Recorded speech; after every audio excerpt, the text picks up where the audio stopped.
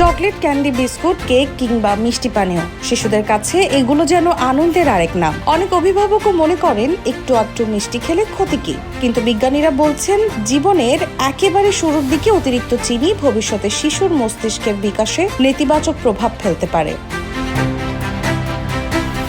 সাম্প্রতিক এক গবেষণায় দেখা গেছে জন্মের পর প্রথম 2 বছরে অতিরিক্ত চিনি গ্রহণ করলে শেখার ক্ষমতা, স্মৃতিশক্তি এবং চিন্তাভাবনার বিকাশে দীর্ঘমেয়াদী প্রভাব পড়তে পারে, কারণ এই সময়টি মস্তিষ্ক গঠনের সবচেয়ে গুরুত্বপূর্ণ পর্যায়। তখন স্নায়ুকোষগুলোর মধ্যে দ্রুত সংযোগ তৈরি হয়। অতিরিক্ত চিনি সেই স্বাভাবিক প্রক্রিয়ায় বাধা সৃষ্টি করতে পারে বলে গবেষকদের ধারণা।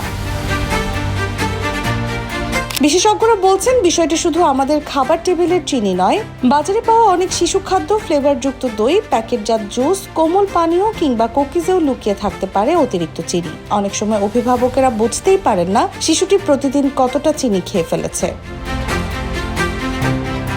আবার এর মানে এই নয় যে চিনি খেলেই শিশুর মস্তিষ্ক নষ্ট হয়ে যাবে, বরং উদ্বেগের বিষয় হলো নিয়মিত ও অতিরিক্ত চিনি গ্রহণ। দীর্ঘদিন এমন অভ্যাস থাকলে তা শুধু মস্তিষ্কে নয়, স্থূলতা, টাইপ 2 ডায়াবেটিক্স, দাঁতের ক্ষয় এবং বিপাকজনিত নানা সমস্যার ঝুঁকিও বাড়াতে পারে। তাহলে করণীয় কি?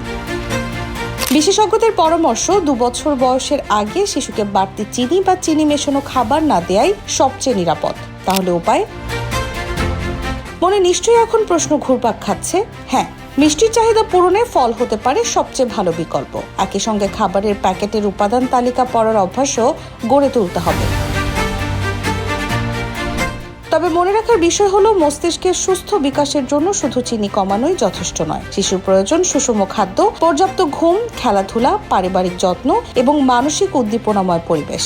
তাই শিশুর হাতে আরেকটি ক্যান্ডি তুলে দেওয়ার আগে একবার ভেবে দেখুন, আজকের ছোট্ট খাদ্যাভ্যাসই হয়তো আগামী দিনের শেখার ক্ষমতা, স্মৃতিশক্তি এবং সুস্থ মস্তিষ্ক গঠনে বড় ভূমিকা রাখবে।